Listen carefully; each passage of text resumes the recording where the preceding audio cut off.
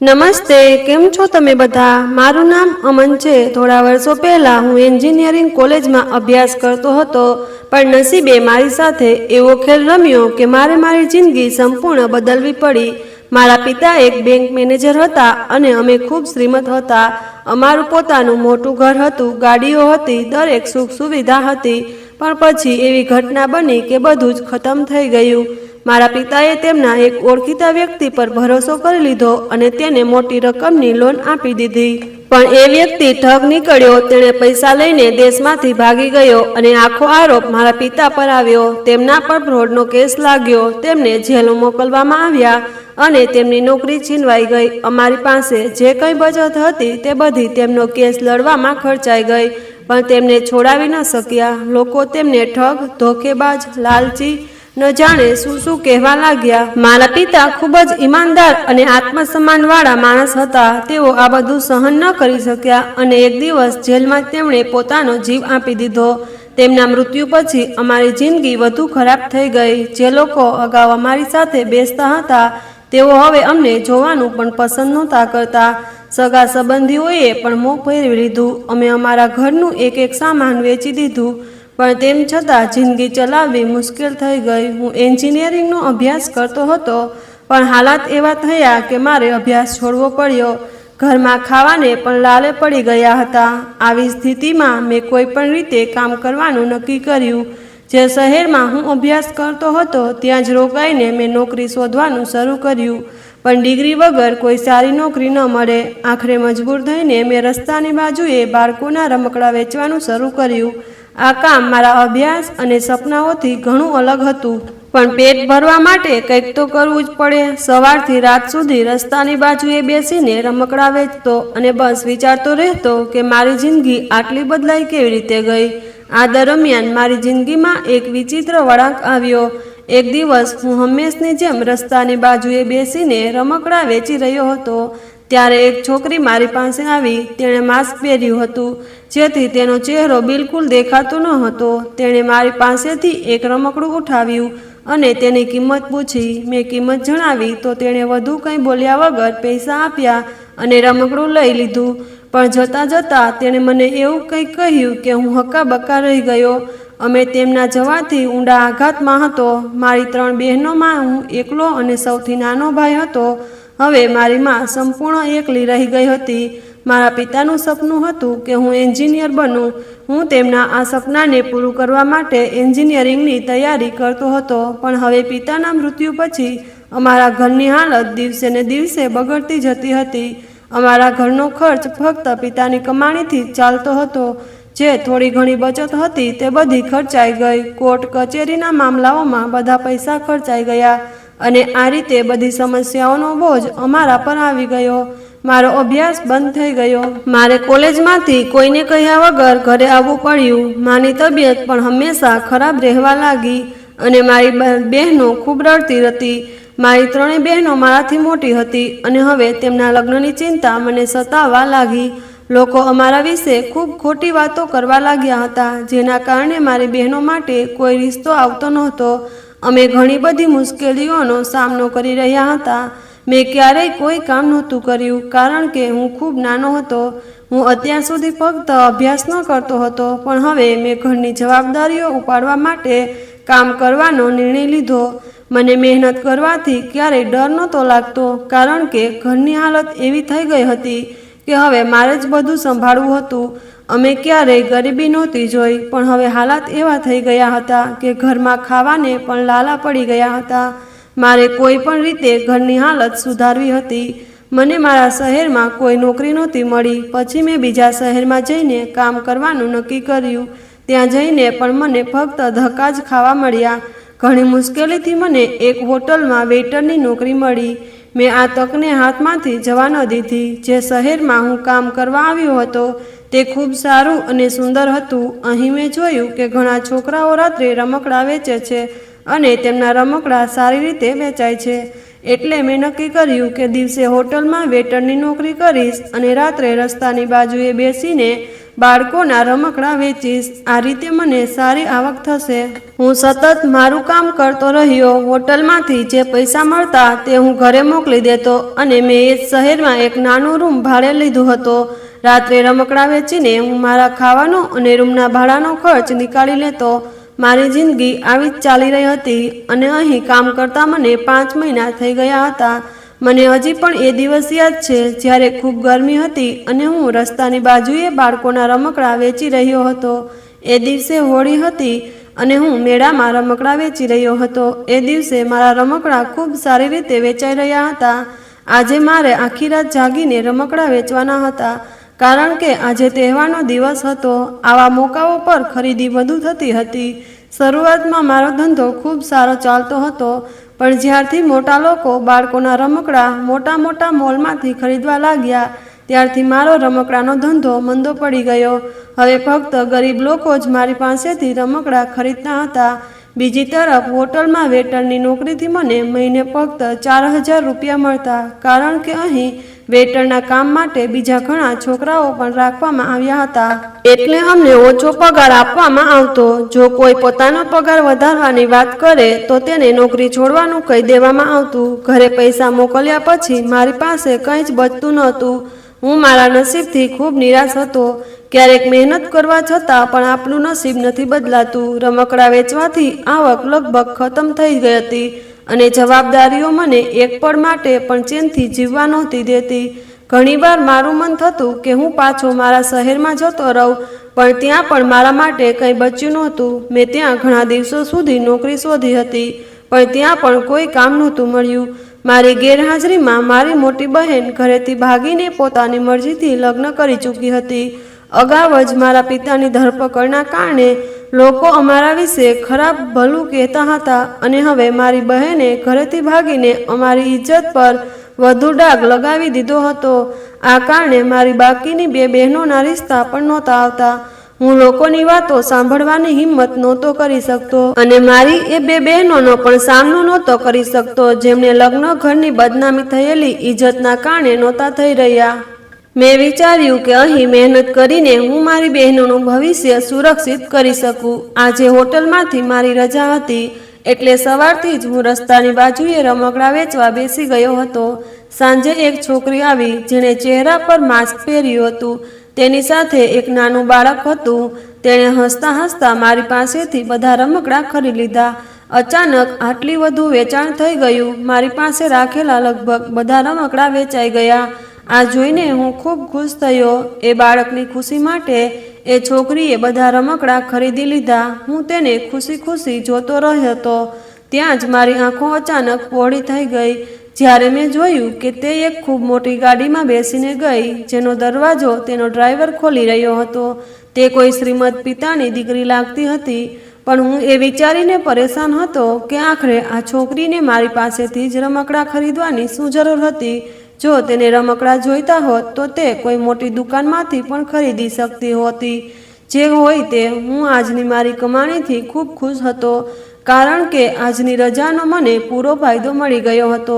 મારી રજા વ્યર્થ નહોતી ગઈ, બલકે મેં એટલો વધુ નફો કમાઈ લીધો હતો કે હવે મારી પાસે એક અઠવાડિયાના ખર્ચ માટે પૈસા હતા.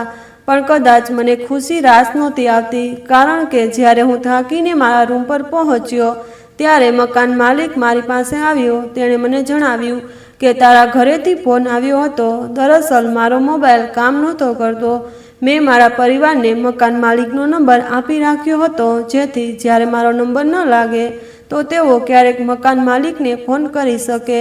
આજે ઘરેથી ફોન આવ્યાની વાત સાંભળીને હું ખૂબ પરેશાન થઈ ગયો અને મેં ગભરાતા મકાન માલિકને પૂછ્યું. તેણે મને પૂછવા લાગ્યો કે ઘરે બધું ઠીક તો છે ને?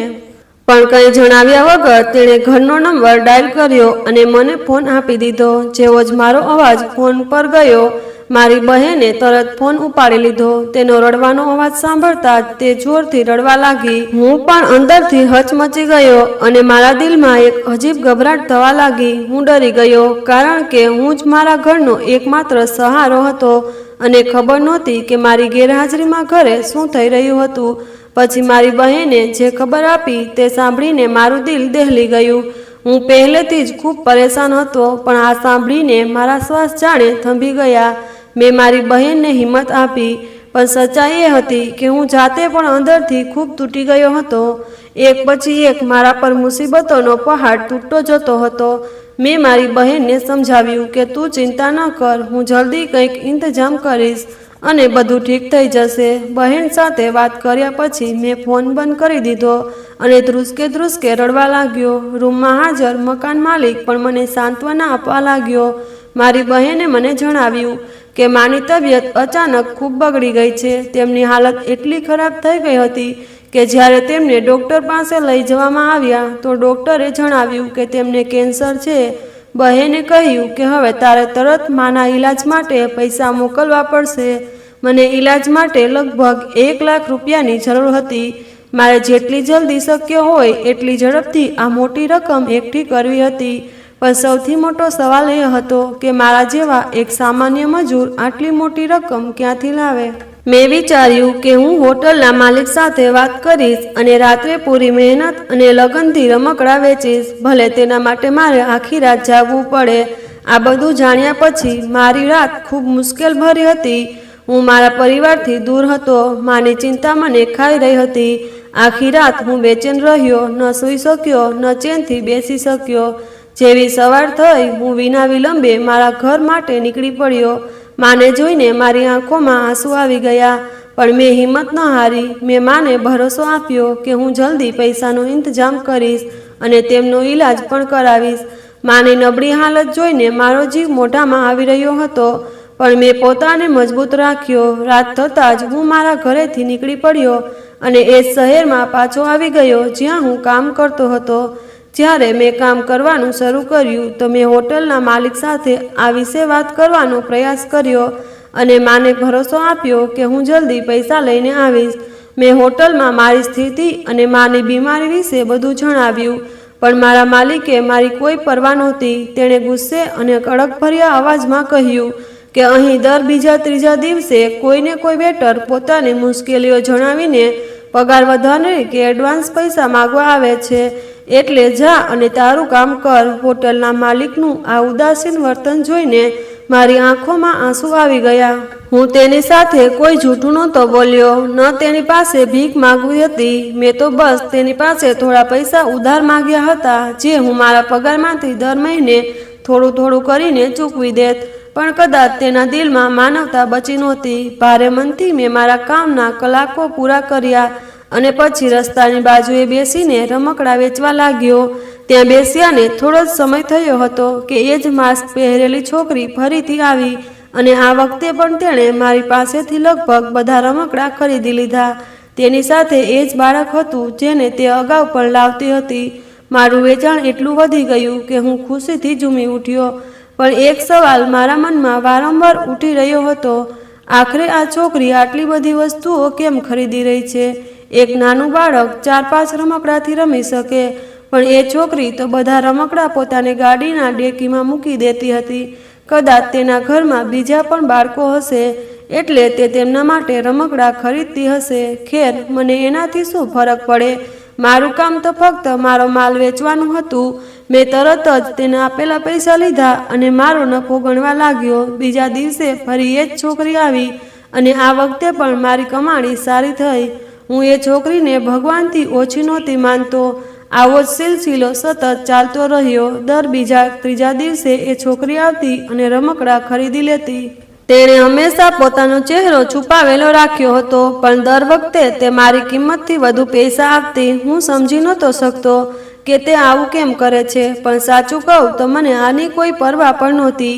મારે તો બસ મારી માના ઈલાજ માટે પૈસા એકઠા કરવાના હતા. ઘરેથી પણ સતત ફોન આવતા હતા. ક્યારેક મારી બહેન કહેતી કે હું પાછો આવી જાઉં, તો ક્યારેક કહેતી કે જલ્દીથી પૈસા મોકલ. માની હાલત તેને ખૂબ પરેશાન કરી રહી હતી અને તે પોતે સમજી નહોતી શકતી કે હવે શું કરવું. પણ મેં નક્કી કરી લીધું હતું કે જો હું આવી જ રીતે દરરોજ સારો નફો કમાવા લાગું તો ખૂબ જલ્દી હું માના ઈલાજ માટે જરૂરી પૈસા એકઠા કરી લઈશ. હવે મેં નક્કી કરી લીધું કે જેવા પૈસા પૂરા થશે હું પાછો ઘરે જઈશ. પણ હવે એ છોકરી ઘણા દિવસોથી રમકડા ખરીદવા નહોતી આવી.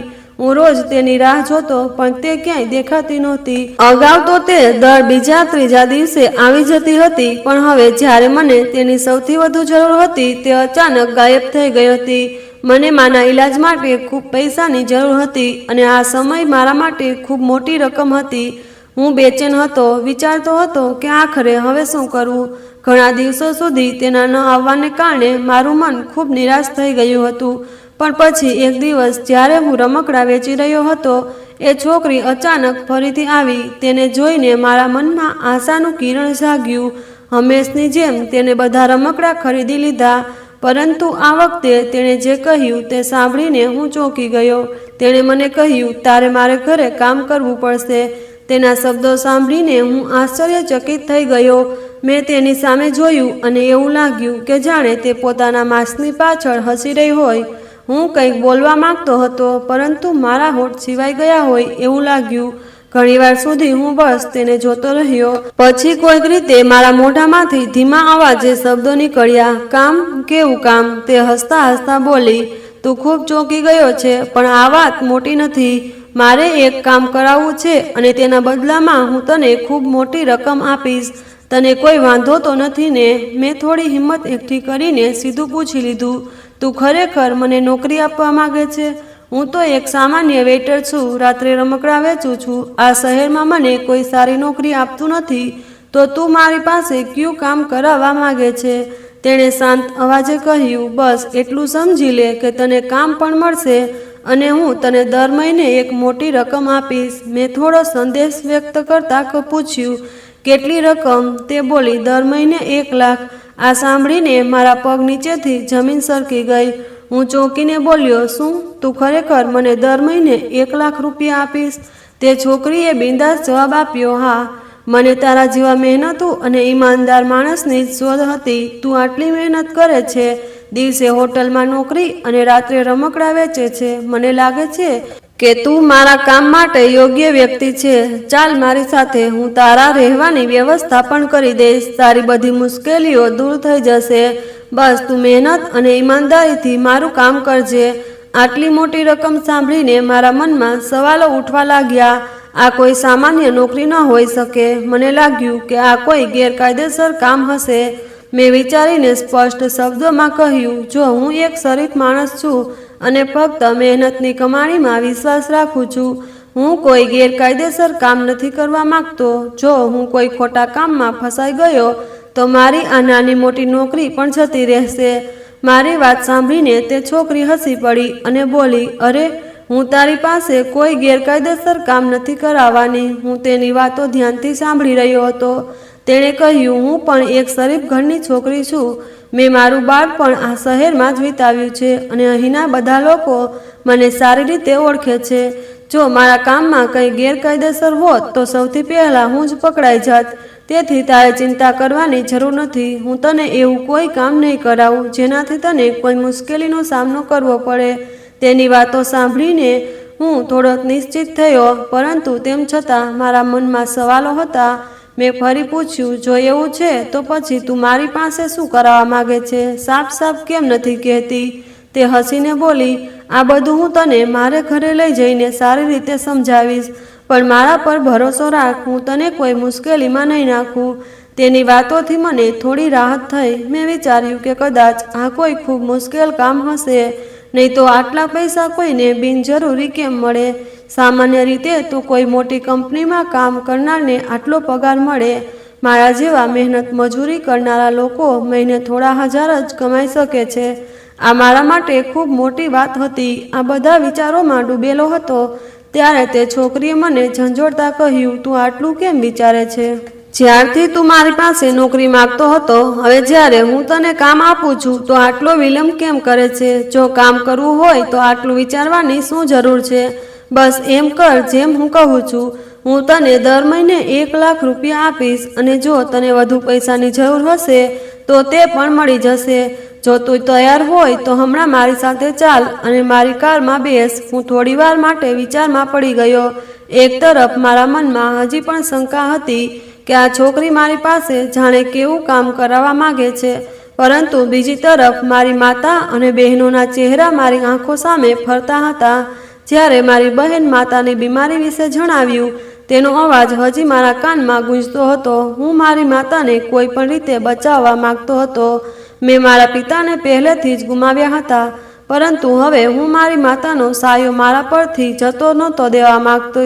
આ વિચારીને મેં તરત નિર્ણય લીધો. મેં મારી રમકડાની ટોપલી ઉપાડી અને તેને મારી થેલીમાં મૂકી દીધી. નસીબ બાર દરવાજે ટકોરા નથી મારતું, અને આ વખતે જ્યારે નસીબ મારા દરવાજે ટકોર મારી હતી તો તેને નકારવું મૂર્ખતા હોત. હું ન તો તેને મહેનતથી ડરનારો માણસ હતો, ન આળસુ. જો મારું એન્જિનિયરિંગનું શિક્ષણ પૂર્ણ થઈ ગયું હોત તો કદાચ આજે હું એક મોટો એન્જિનિયર હોત, પરંતુ કદાચ મારા નસીબમાં આ મંજૂર નહોતું.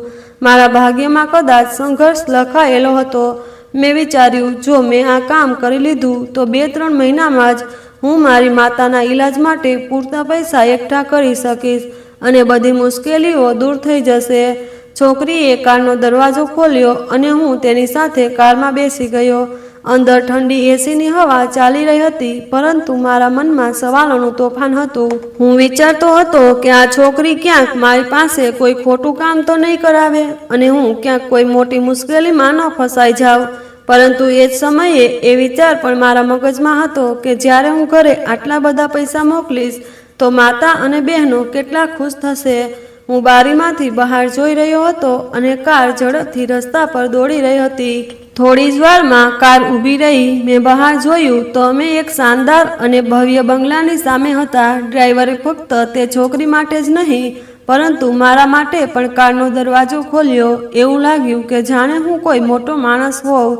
તે છોકરીએ મારો હાથ પકડીને મને અંદર લઈ ગઈ, જાણે તે મારા પર પોતાનો કોઈ હક જમાવતી હોય. હું તે ભવ્ય બંગલો જોઈને આશ્ચર્યચકિત થઈ ગયો. આટલી ભવ્યતા, આટલી ચમકધમક, આ બધું મારી કલ્પનાથી પરે હતું. પરંતુ એક વાત હું શરૂઆતથી જ જોતો હતો. જ્યારે પણ આ છોકરીને મને મળતી, તેનો ચહેરો હંમેશા ઢંકાયેલો હતો. તેણે ક્યારેય પોતાનો ચહેરો બતાવ્યો ન હતો. મેં વિચાર્યું કે કદાચ હવે જ્યારે તે પોતાના ઘરે આવી ગઈ છે તો તે પોતાનો ચહેરો બતાવશે, પરંતુ ના.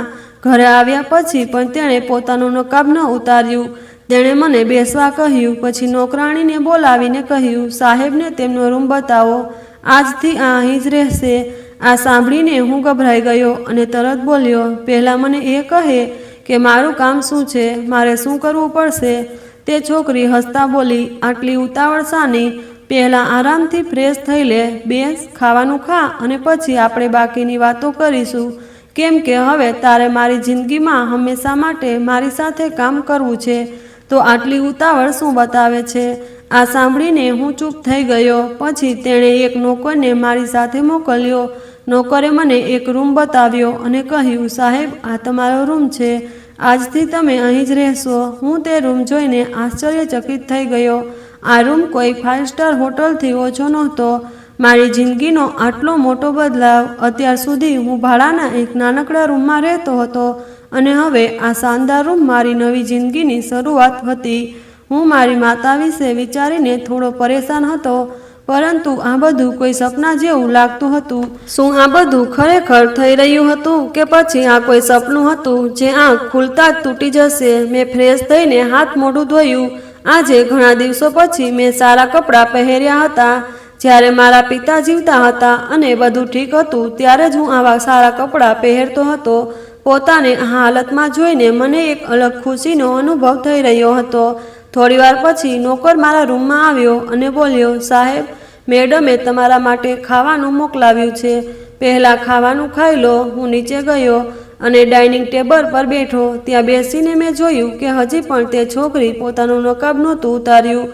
પોતાના ઘરે પણ તે માસ્ક પહેરીને બેઠી હતી.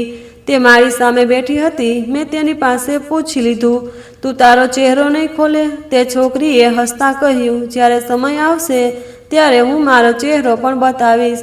ધીમે ધીમે તારા બધા સવાલોનો જવાબ તને મળી જશે. પરંતુ યાદ રાખજે, હું તને અહીં મારા કામ માટે લાવી છું. તારે મારું કામ કરવું પડશે.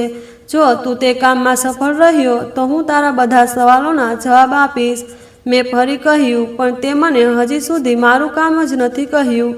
તે છોકરીએ હસીને કહ્યું, કાલે હું તને આરામથી બધું સમજાવીશ.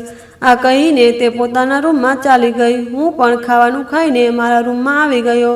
રાત થઈ ગઈ હતી। હું પથારીમાં સૂઈ ગયો અને ક્યારે નીંદર આવી ગઈ ખબર જ ન પડી। બીજા દિવસે સવારે તે છોકરીએ એક નોકરને મારા રૂમમાં મોકલ્યો, જેણે મને કહ્યું કે મેડમે બોલાવ્યો છે। હું જલ્દી તૈયાર થઈને નીચે આવ્યો। તે હંમેશની જેમ માસ્ક પહેરીને બેઠી હતી। તેણે મને કહ્યું, આજે તારે મારી સાથે એક પાર્ટીમાં જવું પડશે, સારી રીતે તૈયાર થઈ જા। આ સાંભળીને હું ચોંકી ગયો। હું તો અહીં કામ કરવા આવ્યો હતો, પણ આ છોકરી મને પાર્ટીમાં લઈ જવા માંગે છે। આ વાત સમજણની બહાર હતી, છતાં મેં વધુ સવાલો ન કર્યા અને તૈયાર થઈને પાછો આવ્યો। તે પહેલેથી જ તૈયાર હતી અને આજે તેણે ખૂબ જ સુંદર કપડાં પહેર્યા હતા, પરંતુ તેમ છતાં તેમણે પોતાનો ચહેરો નહોતો બતાવ્યો। અમે બંને કારમાં બેઠા અને થોડી જ વારમાં અમે એક મોટા સમારોહમાં પહોંચી ગયા। હું આસપાસ જોવા લાગ્યો તો સમજાયું કે આ એક લગ્નનો સમારોહ હતો। મંચ પર વર કન્યા બેઠા હતા અને ચારે બાજુ રોનક હતી। જેવા અમે હોલમાં પ્રવેશ્યા, તે છોકરીએ અચાનક મારો હાથ પકડી લીધો અને સીધા મંચ તરફ લઈ ગઈ। ત્યાં પહોંચીને તેને બધાની સામે કહ્યું, આ મારા પતિ છે। આ સાંભળીને હું દંગ રહી ગયો। મારી આંખો પહોળી થઈ ગઈ। મનમાં ગુસ્સો પણ આવ્યો અને અસહમત પણ। આખરે આ છોકરી શું કરી રહી હતી? ત્યાં હાજર લગભગ બધા લોકોએ અમને અભિનંદન આપવાનું શરૂ કરી દીધું। લગ્નમાં આવેલા મહેમાનો તેને અંજલિ કહીને બોલાવી રહ્યા હતા। અંજલિ, તારો પતિ ખરેખર બહુ સારો છે। આ સાંભળીને હું વધુ આશ્ચર્યચકિત થઈ ગયો। લગભગ 2 કલાક સુધી અમે ત્યાં રોકાયા। દરેક વ્યક્તિ મારી સાથે વાતો કરી રહી હતી, મને જાણવાનો પ્રયાસ કરી રહી હતી, પરંતુ હું બસ દેખાડાની હસી રાખીને ઊભો હતો। પાછા ફરતી વખતે પણ તે છોકરી ચૂપ હતી। જ્યારે અમે ઘરે પહોંચ્યા તો મેં ગુસ્સામાં તેની પાસે પૂછ્યું, તે બધાની સામે જૂઠું કેમ બોલ્યું કે હું તારો પતિ છું? તે શાંત અવાજે બોલી, તારે આને જ તારું કામ સમજવું જોઈએ। હું તને આ માટે પૈસા આપું છું। મેં તીખો અવાજ આપ્યો, પણ જૂઠું બોલવું ખોટું છે, આ પાપ છે। તે હસી અને બોલી, પાપ મેં કર્યું છે, તે નહીં, સજા પણ મને જ મળશે, તને નહીં, કેમ કે તે એક પણ શબ્દ નથી બોલ્યો। તારે ચિંતા કરવાની જરૂર નથી। જો કોઈ પૂછે કે હું તારી કોણ છું, તો તારે એ જ કહેવું કે હું તારી પત્ની છું। હું હક્કાબક્કા રહી ગયો। આખરે આ છોકરી મારી પાસે જૂઠું કેમ બોલાવી રહી હતી? આ બધું શું હતું? હવે મારી દિનચર્યા અજીબ થઈ ગઈ હતી। આખો દિવસ હું ખાલી બેસતો રહેતો અને બસ એક જ સવાલ મારા મનમાં ફરતો, આ છોકરી પોતાનો ચહેરો કેમ છુપાવે છે? મેં ઘણીવાર તેને જોવાનો પ્રયાસ કર્યો, પરંતુ દર વખતે નિષ્ફળ રહ્યો। અહીં સુધી કે પોતાના ઘરે પણ તે હંમેશા નકાબ પહેરીને જ ફરતી હતી। આ રીતે 1 મહિનો પસાર થઈ ગયો। જેમ તેણે વચન આપ્યું હતું, તેણે મને દર મહિને 1 લાખ રૂપિયા આપ્યા। મેં તે પૈસા ઘરે મોકલ્યા, જેનાથી મારી માતાનો ઈલાજ શરૂ થઈ ગયો। આખા મહિના દરમિયાન મેં જોયું કે તે મોટા બંગલામાં અમારા બંને સિવાય બીજું કોઈ નથી રહેતું, પરંતુ તેમ છતાં અંજલિ પોતાનો ચહેરો છુપાવી રાખતી હતી। પછી એક દિવસ એક નવું દ્રશ્ય જોવા મળ્યું। મેં જોયું કે ઘરમાં એક વૃદ્ધ વ્યક્તિ વ્હીલચેર પર બેઠેલા હતા। અંજલિ તેમને સહારો આપીને લઈ આવી રહી હતી। આ જોઈને હું આશ્ચર્યચકિત થઈ ગયો। આ વૃદ્ધ માણસ કોણ હતા? અંજલિએ મને બોલાવ્યો અને તે વૃદ્ધની સામે કહ્યું, દાદાજી, આ મારા પતિ છે। આ સાંભળીને તે વૃદ્ધ ખૂબ ખુશ થયા। તેમણે મારા માથા પર હાથ મૂક્યો અને આશીર્વાદ આપતા કહ્યું, તમે બંને હંમેશા ખુશ રહો। પછી તેમણે નોકરને બોલાવીને પોતાના રૂમમાં જવાનો ઈશારો કર્યો। નોકર તેમને વ્હીલચેર પર લઈ ગયો। હું હજી પણ અંજલિને જોઈને આશ્ચર્યમાં હતો। અંજલિ મારી તરફ વળી અને હળવા હાસ્ય સાથે બોલી, તું વિચારતો હશે કે આ કોણ છે? આ મારા દાદાજી છે અને હવેથી તારું એક જ કામ છે તેમને ખાતરી આપવી કે તું મારો પતિ છે। મેં તરત જ તેને પૂછ્યું, તું આ બધું શા માટે કરી રહી છે? તેણે મારો હાથ પકડ્યો અને મને તેના દાદાજીના રૂમ તરફ લઈ જવા લાગી। અમે દરવાજા પાસે ઊભા રહ્યા। તેણે મારી તરફ જોયું અને ગંભીર અવાજે બોલી, જો મારા દાદાજીને પણ તે જ બીમારી છે જે તારી મમ્મીને છે, કેન્સર। હું ચોંકી ગયો અને તેને જોવા લાગ્યો। તે આગળ બોલી, તું ગરીબ છે, તને પૈસાની જરૂર છે, તેથી તું મારી સાથે કામ કરે છે, પરંતુ મારી પાસે ઘણા પૈસા છે, મને કોઈ વસ્તુની કમી નથી। ડૉક્ટરે કહ્યું છે કે મારા દાદાજી પાસે હવે થોડા જ દિવસ બાકી છે। તેની આંખો ભીની થઈ ગઈ, પરંતુ તેને પોતાને સંભાળી અને આગળ બોલી, મારા દાદાજીએ મને બાળપણથી ઉછેરી, તેમણે મારી દરેક ઈચ્છા પૂરી કરી। પરંતુ હવે તેમની આખરી ઈચ્છા છે કે હું લગ્ન કરું. હું ધ્યાનથી તેની વાત સાંભળી રહ્યો હતો. તે પોતાની લાગણીઓને દબાવવાનો પ્રયાસ કરી રહી હતી, પરંતુ તેના અવાજમાં દુઃખ સ્પષ્ટ ઝળકી રહ્યું હતું. જે છોકરાને હું પ્રેમ કરું છું, કદાચ તે મને પ્રેમ નથી કરતો, અને એના સિવાય મારા દિલમાં કોઈ બીજું ક્યારેય આવ્યું જ નથી. હું કોઈ બીજા સાથે લગ્ન નથી કરવા માંગતી. જો લગ્ન કરીશ તો ફક્ત તે છોકરા સાથે, નહીં તો આખી જિંદગી કુંવારી રહેવા તૈયાર છું. પરંતુ મારા દાદાજીની આ આખરી ઈચ્છા છે કે તેઓ મને પરણેલી જોવા માંગે છે. હું ઈચ્છું છું કે તેમના આખરી દિવસો ખુશહાલ બને. તેથી મેં તને આ જૂઠું બોલાવ્યું, જેથી તેઓ એમ વિચારીને સુકૂનથી પોતાનું બાકીનું જીવન જીવી શકે કે તેમની પોતરી ખુશ છે. હું હજી પણ ચૂપ ઊભો હતો. તેણે આગળ કહ્યું, મારા માતા પિતાનું બાળપણમાં જ અવસાન થઈ ગયું હતું. ત્યારથી મારા દાદાજીએ મને માતા પિતા બંનેનો પ્રેમ આપ્યો. મેં તેમની બીમારી વિશે ઘણું મોડું જાણ્યું, અને જ્યારે જાણ્યું ત્યારે બહુ મોડું થઈ ગયું હતું. હવે કોઈ ઈલાજ શક્ય નથી. હવે ફક્ત તેમની આખરી ઈચ્છા પૂરી કરવી એ જ તેમનો ઈલાજ છે. પછી તે મારી આંખોમાં જોઈને બોલી, શું તું મારી મદદ કરીશ? તેની વાતો સાંભળીને મારી આંખોમાં પણ આંસુ આવી ગયા. હું ઊંડો શ્વાસ લઈને બોલ્યો, તારે આ કામ માટે આટલું મોટું જૂઠું બોલવાની જરૂર નહોતી અંજલિ. જો તે મને અગાઉથી જણાવ્યું હોત તો હું આ કામ પૈસા વિના પણ કરી દેત. કારણ કે જે પીડામાંથી હું પસાર થઈ રહ્યો છું, તે જ પીડામાંથી તું પણ પસાર થઈ રહી છે. આપણે બંને સરખી રીતે દુઃખી હતા. અંજલિએ મને જણાવ્યું, મારું એક ભાઈ છે. તેઓ મારા દાદાજીની એકમાત્ર દીકરી છે. જે લગ્નમાં આપણે ગયા હતા તે મારા ભાઈના દીકરાના લગ્ન હતા. હું ત્યાં એટલા માટે ગઈ હતી કે મારી ભાઈને ખાતરી આપી શકું કે મારા લગ્ન થઈ ગયા છે અને તું મારો પતિ છે. કારણ કે જો મારા દાદાજીને મનાવવા હતા તો પહેલાં મારે ભાઈને મનાવવા જરૂરી હતા. આ દુનિયામાં હું ફક્ત ભાઈ અને દાદાજી સિવાય બીજા કોઈના સાથે જોડાયેલી નથી. જો ભાઈને થોડો પણ શંકા થઈ જાત તો હું દાદાજીને જૂઠું બોલી રહી છું, તો તેઓ તેમને સાચું જણાવી દેત. આથી મારા દાદાજીને ખૂબ ઠેસ પહોંચત. તેથી હું ઈચ્છતી હતી કે ભાઈ પણ એમ જ માને કે મારા લગ્ન થઈ ગયા છે, અને મેં મારા પતિને મારા ભાઈના લગ્નમાં લાવવાનો નિર્ણય કર્યો. મેં અંજલિને જોઈને ગંભીરતાથી કહ્યું, હું તારો સાથ આપવા તૈયાર છું, પરંતુ એક વાત વિચાર, તું ક્યાં સુધી તે છોકરાની રાહમાં કુંવારી રહીશ? અંજલિએ હળવું સ્મિત સાથે કહ્યું, જ્યાં સુધી તેને મારો પ્રેમનો અહેસાસ ન થાય, કદાચ ત્યાં સુધી હું તેની રાહ જોતી રહીશ. મેં જિજ્ઞાસાથી પૂછ્યું, આખરે તે છોકરો કોણ છે? ક્યાં છે? કેવો છે? અંજલિએ ઊંડો શ્વાસ લીધો અને બોલી, તે બિલકુલ ઠીક છે. બસ કેટલીક મુશ્કેલીઓમાં ફસાયેલો છે. જ્યાં સુધી તે પોતાની મુશ્કેલીઓમાંથી બહાર નથી આવતો, ત્યાં સુધી તે મને અને મારા પ્રેમને જોઈ નહીં શકે. હવે મને સમજાયું કે અંજલિ કોઈનાથી અત્યંત પ્રેમ કરતી હતી, પરંતુ તે છોકરો કદાચ તેની લાગણીઓને સમજી શક્યો નહોતો. ખેર, હવે હું તેને મદદ કરવા માટે સંપૂર્ણ રીતે તૈયાર હતો. અમે બંનેએ દાદાજીની સામે પરણેલા દંપતીનું નાટક કરવાનું શરૂ કર્યું. અમારું આ નાટક એટલું સાચું લાગવા લાગ્યું કે દાદાજીને ખાતરી થઈ ગઈ કે ખરેખર અમારા લગ્ન થઈ ગયા છે. બીજી તરફ હું મારા ઘરે પણ પૈસા મોકલતો હતો, પરંતુ મારા મનમાં હજી પણ આ સવાલ હતો કે અંજલિ આખરે પોતાનો ચહેરો શા માટે છુપાવે છે. તેણે આજ સુધી પોતાનો ચહેરો કોઈની સામે બતાવ્યો ન હતો. મારો તો સવાલ જ ઊભો થતો નહોતો. અંજલિ ખૂબ શ્રીમંત છોકરી હતી. તેની પાસે એટલી સંપત્તિ હતી કે જો તે ઈચ્છે તો પોતાની જિંદગી પોતાની રીતે જીવી શકે, પરંતુ તેનું જીવન ખૂબ જ સાદું હતું. મેં જોયું કે જે બાળક તેની સાથે રમકડાં લેવા આવતું હતું તે ખરેખર તેના ઘરના નોકરનો દીકરો હતો. તે પોતાના ઘરના નોકરોને ખૂબ પ્રેમ કરતી હતી અને હંમેશા ગરીબોની મદદ કરતી હતી.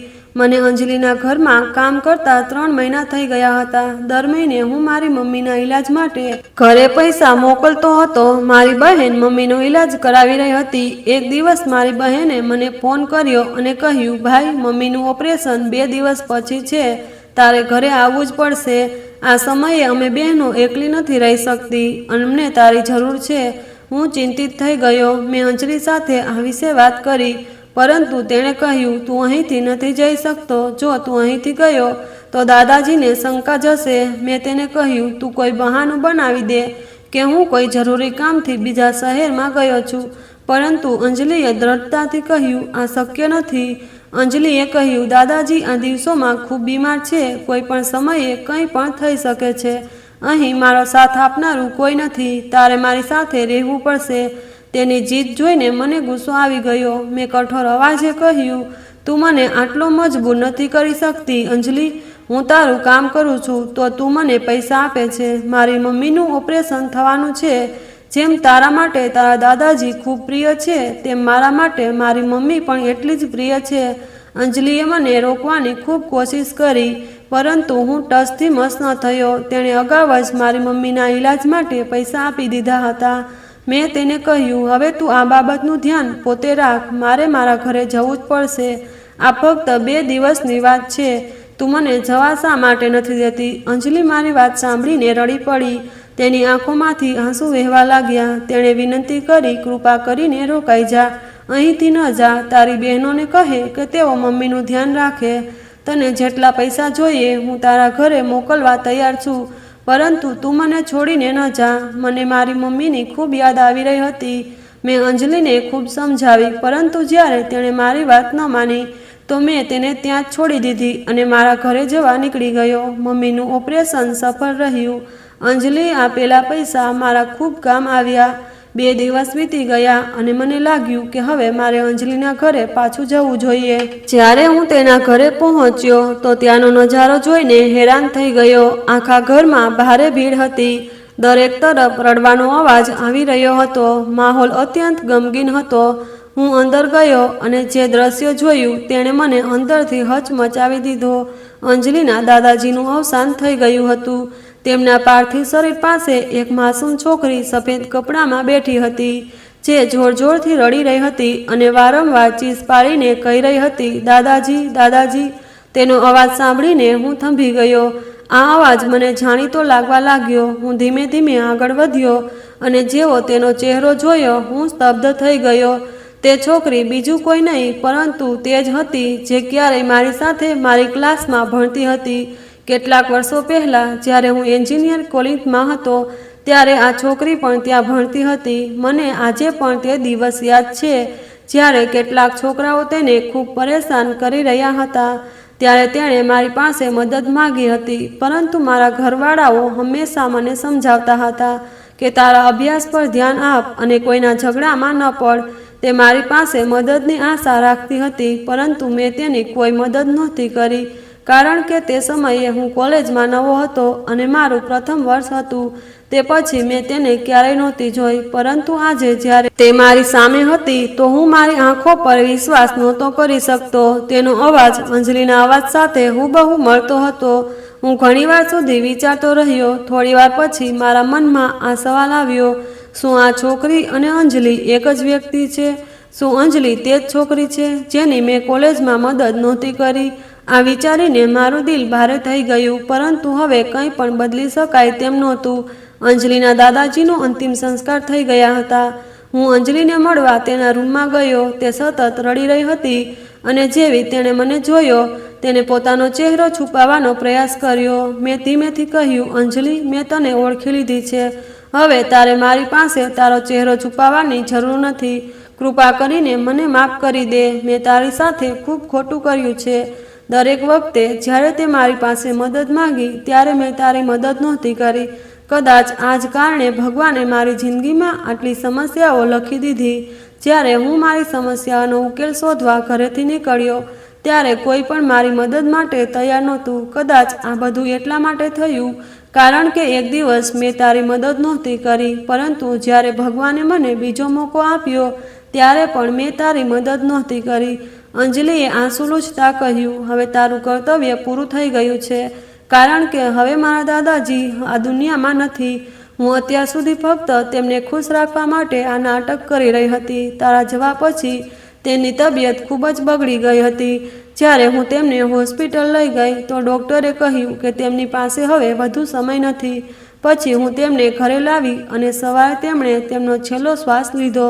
હવે તેમણે મને આ દુનિયામાં એકલી છોડી દીધી. પછી તેણે મારી તરફ જોઈને પૂછ્યું, તું બોલ, તારી મમ્મીની તબિયત કેવી છે? મેં ભારે દિલે જવાબ આપ્યો, મારી મમ્મી હવે બિલકુલ ઠીક છે. તારી મદદથી તેમનો ઈલાજ થઈ ગયો, પરંતુ કદાચ મારી મદદથી તારા દાદાજીને બચાવી શકાયા નહીં. અંજલિએ દુઃખભરી સ્મિત સાથે બોલી, ક્યારેક માણસ પાસે બધું હોવા છતાં પણ તે બિલકુલ એકલો રહી જાય છે, અને ક્યારેક જેની પાસે કંઈ નથી હોતું તે પણ પોતાની જિંદગી ખુશીથી જીવી રહ્યો હોય છે. જો મારી પાસે બધું છે પરંતુ મારી જિંદગીમાં પ્રેમ નથી. હું ચૂપચાપ તેની વાતો સાંભળતો રહ્યો. પછી તે ધીમેથી બોલી, હું મારો ચહેરો તારાથી છુપાવતી નહોતી. જો આ બળેલ નિશાન મારી ગરદન પર છે, આ તે જ દિવસના નિશાન છે જ્યારે તે છોકરાઓએ મારા પર હુમલો કર્યો હતો. તેમણે મારા પર એસિડ ફેંક્યું હતું. એસિડ મારા ગાલ પર પડ્યું અને તેનાથી મારા ચહેરા પર આ ડાઘ પડી ગયા. તે પછી મેં કોલેજ જવાનું બંધ કરી દીધું. થયે તે થોડીવાર ચૂપ રહી. પછી અચાનક મારી આંખોમાં જોતા બોલી, શું તું જાણવા માંગે છે કે હું કોનાથી પ્રેમ કરું છું? મેં ધીમેથી માથું હલાવ્યું. તેણે ઊંડો શ્વાસ લેતા કહ્યું, તે છોકરો તું જ છે. મેં તને ખૂબ પ્રેમ કર્યો છે. જ્યારે દાદાજીને ખબર પડી કે મારો ચહેરો બળી ગયો છે, ત્યારે મેં મારો ચહેરો ઢાંકવાનું શરૂ કર્યું. મારા દાદાજીએ તે છોકરાઓને ઝડપાવ્યા અને તેઓ પોતાની સજા ભોગવી રહ્યા છે. પરંતુ જ્યારે હું અહીં આવી તો મારા અંદર એક નવી આશા જાગી. તેનો અવાજ કાંપવા લાગ્યો. હું દરરોજ રાતે તે જગ્યાએ જતી હતી જ્યાં તું બેસતો હતો. જ્યારે મેં તને પહેલી વાર ત્યાં જોયો તો મારા દિલમાં એક અજીબ ખુશી થઈ. તારી હાલત જોઈને મેં નક્કી કર્યું કે હવે હું તારી મદદ કરીશ. અંજલિએ મારી આંખોમાં જોતા કહ્યું. પછી મારે મારા દાદાજીને કહેવું પડ્યું કે મેં લગ્ન કરી લીધા છે. તેથી હું તારી પાસે ગઈ અને તને નોકરીનો પ્રસ્તાવ આપ્યો, કારણ કે તું મજબૂર હતો અને તને નોકરીની ખૂબ જરૂર હતી. મેં તારા વિશેની બધી માહિતી એકત્ર કરી લીધી હતી. તે થોડી વાર ચૂપ રહી. પછી ધીમા અવાજે બોલી, હવે આ પરિસ્થિતિમાં ફક્ત તું જ નહીં પરંતુ કોઈ પણ મને સ્વીકારશે નહીં. હું આ બાબત ખૂબ સારી રીતે જાણતી હતી કે જો હું કોઈ છોકરા સાથે લગ્ન કરવા ઈચ્છું તો તે મારો બળેલો ચહેરો જોઈને મારી સાથે ક્યારેય લગ્ન નહીં કરે. પરંતુ ઓછામાં ઓછું હું નાટક તો કરી શકતી હતી નહીં. તેથી મેં મારો ચહેરો છુપાવ્યો અને તને મારી યોજનાનો ભાગ બનાવી દીધો. આ રીતે તારી પણ મદદ થઈ ગઈ અને મને પણ તારો સાથ મળી ગયો. હવે તું ઈચ્છે તો જઈ શકે છે, કારણ કે તારું કામ પણ પૂરું થઈ ગયું અને મારું પણ. અંજલિની આ વાતે મને હચમચાવી દીધો. મેં અનુભવ્યું કે તે કેટલી નેકદિલ છોકરી છે, પરંતુ હું સૌથી વધુ આશ્ચર્યચકિત આ બાબતે હતો કે તે મને કેટલો પ્રેમ કરે છે. મને તેના બળેલા ચહેરા સાથે કોઈ સમસ્યા નહોતી, કારણ કે તેનું દિલ ખૂબ સુંદર હતું. મેં એક પળ પણ ગુમાવ્યા વિના અંજલિને લગ્ન માટે પ્રપોઝ કરી દીધું. અંજલિની આંખોમાં ખુશીના આંસુ હતા. તેણે ઝટપટ મારી વાત માની લીધી, પરંતુ તેને ડર હતો કે કદાચ મારી મમ્મી અને બહેનો આ લગ્ન માટે રાજી નહીં થાય. પરંતુ જ્યારે મેં મારી મમ્મી અને બહેનોને આખી વાત જણાવી તો તેમણે પણ તરત જ હા પાડી દીધી. લગ્ન પછી અંજલિને ન માત્ર મારી જિંદગી બદલી પરંતુ મારી બહેનોના લગ્ન પણ કરાવી દીધા. તે અપાર ધન સંપત્તિની એકમાત્ર માલિક હતી, પરંતુ તેનાથી પણ મોટી વાત એ હતી કે તે ખૂબ સારી માણસ હતી. મારી મમ્મીને પણ તેણે અપનાવી લીધી અને હું મારી મમ્મી સાથે અંજલિના ઘરે રહેવા ચાલ્યો ગયો. હવે અંજલિ અને હું મારી જિંદગીમાં ખૂબ ખુશ છીએ. મારું જીવન સંપૂર્ણ રીતે બદલાઈ ગયું છે. તે અંજલિ જે ક્યારેક પોતાના બળેલા ચહેરાને કારણે એકલી હતી, આજે મારી જિંદગીની સૌથી મોટી ખુશી બની ગઈ છે. અમે એકબીજાનો સાથ નિભાવવાની કસમ ખાધી છે અને હવે અમારું જીવન ફક્ત પ્રેમ અને ખુશીઓથી ભરેલું છે. સાચો પ્રેમ ચહેરાથી નહીં, દિલથી થાય છે. જો માણસનું દિલ સુંદર હોય તો તેની દરેક ખામી પણ સુંદર બની જાય છે. અંજલિની વાર્તા આપણને શીખવે છે કે જિંદગીમાં સાચી સુંદરતા કોઈના પ્રેમ હોય છે, નહીં કે તેની સુંદરતામાં. પ્રેમ એ અહેસાસ છે જે દરેક દુઃખ અને દર્દને મટાડી શકે છે. જ્યારે તમે સાચા દિલથી કોઈને અપનાવો છો તો આખી કાયનાત પણ તમારી ખુશી માટે ઝૂકી જાય છે. તો મિત્રો, આજની વાર્તા કેવી લાગી તે કમેન્ટ કરીને જરૂરથી જણાવજો. અને વિડીયો સારો લાગ્યો હોય તો લાઈક અને ચેનલને સબસ્ક્રાઈબ કરવાનું ભૂલતા નહીં. આભાર.